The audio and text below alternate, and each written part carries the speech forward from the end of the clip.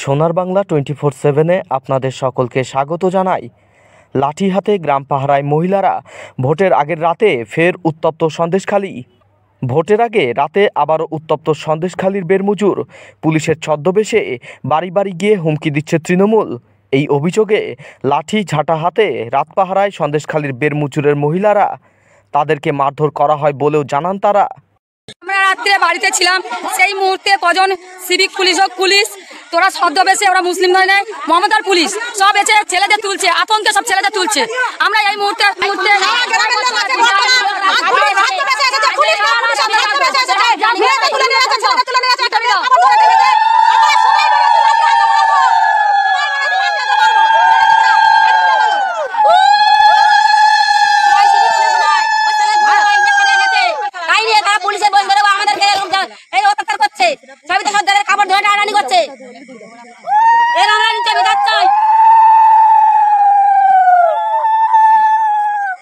আমরা বাড়িতে ছিলাম, কটা সিভিক পুলিশ বা পুলিশরা এসে আমাদের এখান থেকে 3-4টে করে বাইক নিয়ে ঢুকে আতঙ্কে সব মেয়েদের মেয়েদের তুলছে। আমরা এই মুহূর্তে সবাই পাহারা দিচ্ছি, সারা গ্রাম জুড়ে পাহারা দিচ্ছি, সারা গ্রাম জুড়ে পাহারা দিচ্ছি।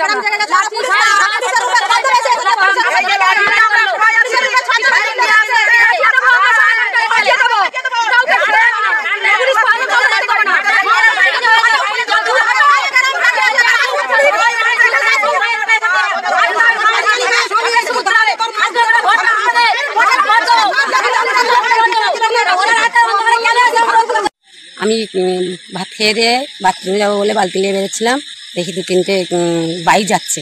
আমি বালতিটাকে রেখে দিয়ে আমি 2 করে এগিয়ে যাই। এগিয়ে যাওয়ার ফলে তখন দেখি আমি গাড়ির বাইক চলে গেল। আমি ঘুরে আসলাম, ঘুরে এসে বালতিটা নিয়ে যাচ্ছি।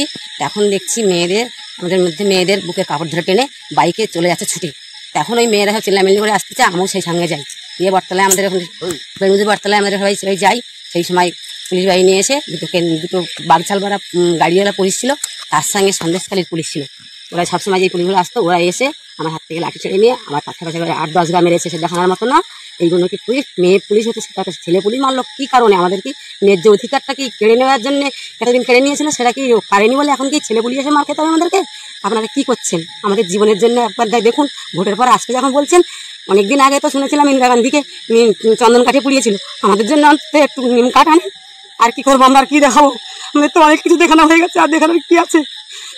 কি করে প্রদীপ করে আসেই দেখবেন, গাড়িতে করে ভোট দিতে নিয়ে যাবেন। তাছাড়া আমার যাবার কোনো গতি নেই, দেখাবার কোনো জায়গা নেই। আমরাও তো মা বোন ছেলে মেয়ে নিয়ে বাস করি, কি করে বারবার দেখাতে পারি? এইরকম নিশ্চিত ছেলে পুলিশ মারবে, আমাদের অধিকার কেড়ে নেবে, তাই আবার আমাদেরকে মারধর করবে কেন? এইগুলো এই করে কিভাবে আমরা ব্যবস্থা পারি বলুন?